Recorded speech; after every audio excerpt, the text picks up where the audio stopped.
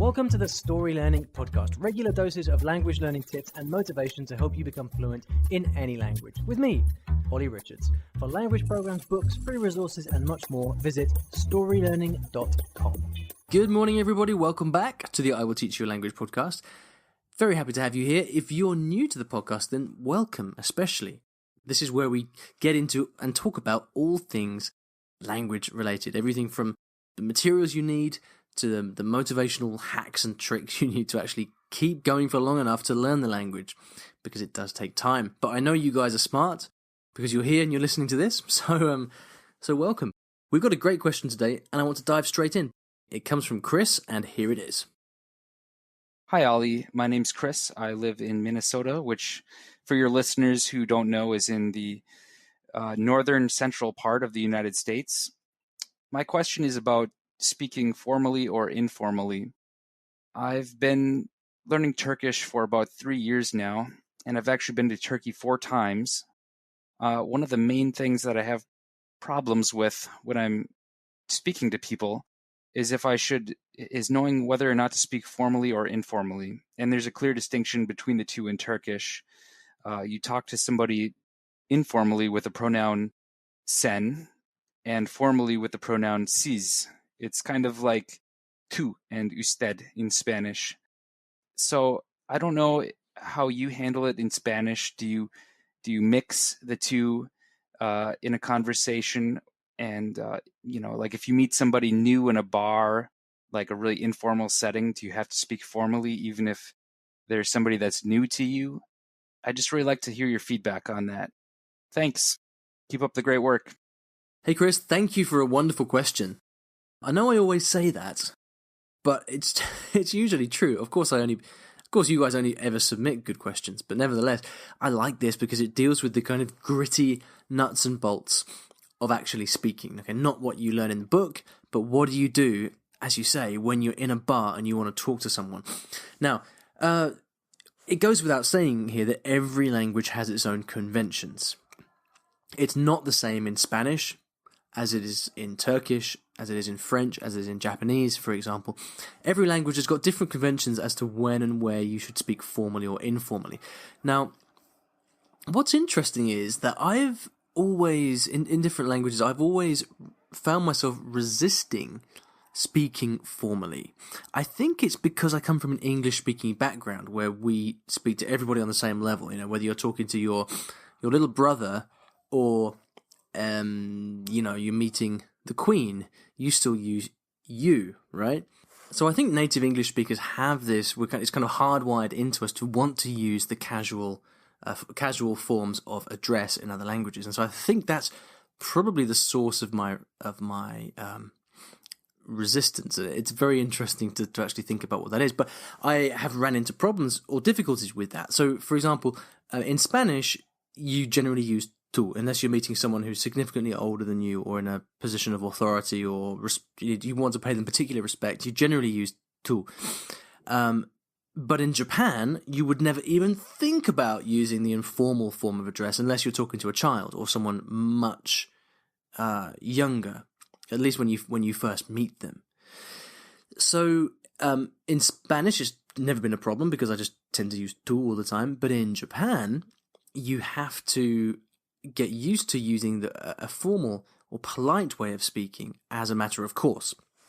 And so even now when I speak Japanese, I feel kind of funny. So you can be in a social situation speaking very informally with someone, but you'll still use, in the case of Japanese, you use masu and desu. And that kind of just feels funny to me. It gets easier after a while.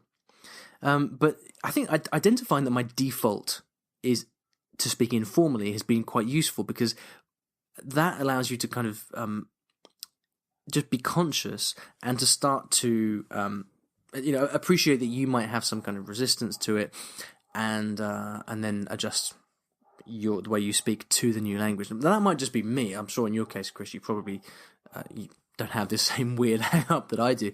But nevertheless, the key, I think, is to really understand in the language you're learning, in your case Turkish, the key is to understand the cultural significance of formal and informal speech in that language, because that makes your decision much easier.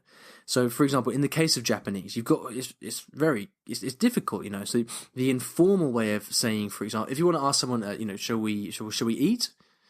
Then you've actually got lots of different options. So you could say, taberu, tabemasu ka, meshiyagarimasen ka, taberaremasen ka, or meshiyagari ni narimasen ka. These are all different possibilities. And so as a student of the language, you don't want to be in a position where you're basing your decision of what form to use on rules that you've been given in a textbook. That's rubbish. That you can't make those kind of decisions in reality on the ground when you have to start speaking quickly. What's really important is to understand what form of the verb you use is culturally relevant or culturally appropriate. So for example, once you know that the base form of the verb, taberu, is only used for close friends, family members, and children maybe, then that quickly eliminates that in most cases. Once you know that, or meshiyagari ni narimasen ka is ultra, you'd only say that to the boss of the company that you're working for, or something like that. It makes it much easier to make those decisions. So it's very important that you talk to native speakers, ask them to explain, when do you use this, when do you use that, because that is the kind of the basic understanding that you've got to get. So, for example, earlier I said that in Spanish I tend to always use tú, but then if you're in Colombia, for example, then you have to use usted with friends or family. As it's a culture, it's kind of as I understand it at least, it's kind of a mark of affection, respect. So you speak to people who are close to you in the most formal way. In French, for example, I think it's probably fair to say vous is more common in French than it would be to say usted in Spanish. And then so in French, you can ask a question. So you could ask something that, you can say, je peux vous tutoyer? Can I start speaking to you casually? And that's something that you would ask someone, like, for real, because you're kind of navigating this minefield of, which one should I use? So the key, if you understand culturally, socially, what should be used and when, then that is the most important thing to figure out. So, I guess, Chris, that, you said you've been to Turkey 4 times, I think, and the specific situation you're talking about is in a bar.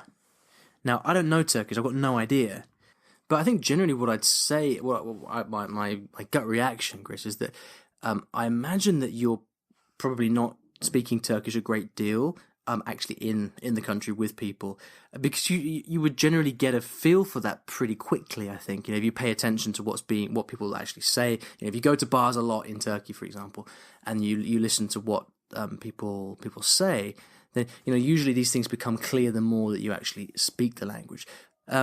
So for example, in Spain, you would almost certainly use tú when you're chatting to someone in a bar, but in Japanese, you'd almost certainly use the more formal way. So I don't know about Turkish, but as a general rule of thumb, I just use the polite form. Why not? It's always better to be polite than not. And then, based on their reactions, you can adjust what you say accordingly. The other thing you can do, watch TV and movies and pay attention to things like that. Do people start speaking, introduce each other formally or informally? Look out for those things, and that will help you figure out what's appropriate. The thing is that as I'm speaking, I'm kind of thinking to myself, does it really matter all that much? Is it that important? Because as a foreigner, you generally get a free pass in these situations, which is not to say it doesn't matter. I wouldn't want people to think it doesn't matter if you speak formally or informally, because it does. But the point is that if you're out there and you're paying attention, then people are not going to get offended if you speak to someone politely instead of informally, or vice versa. As long as you're paying attention, then you should very quickly figure out what it is. But again, my kind of default response is, speak formally to people, and then take it from there. See how it goes. So I hope that's helpful, Chris. Very, very useful, very, very useful topic, and a very, very interesting question. If you would like to ask me a question, please do. You can go to iwillteachyoualanguage.com/ask to do that. I'd also really appreciate a review on iTunes if you've enjoyed the podcast. I'd love it if you opened up iTunes on your phone or your computer, searched for I Will Teach You a Language, and simply leave a quick review. It would mean a lot to me. At the end of every episode, I like to leave you with a resource of some kind on the topic of the show. And today I'm going to give you a quote. I've been trying to do a few more quotes recently because I think they're quite cool. And this one is from Otto von Bismarck. Why not? And he said, "Be polite. Write diplomatically. Even in a declaration of war, one observes the rules of politeness." And I think that's a good quote to live by, at least until you know that it's better to speak casually. Thanks very much for listening, Chris. I hope that was useful, or at the very least entertaining, and I'll see you back in the next episode of the podcast. Take care.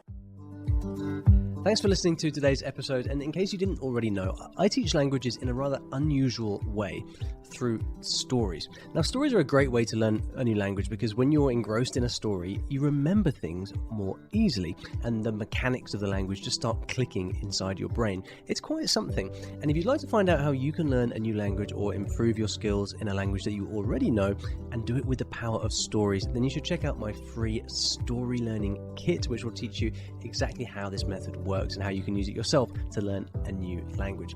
Visit storylearning.com/podkit, that's PODKIT, to get free access. Inside you'll find explanatory videos, masterclasses, worksheets, short stories to practice with, and much, much more. Once again, that is storylearning.com/podkit, PODKIT, and if you're lucky, you might also find a link in the podcast description or show notes of this episode.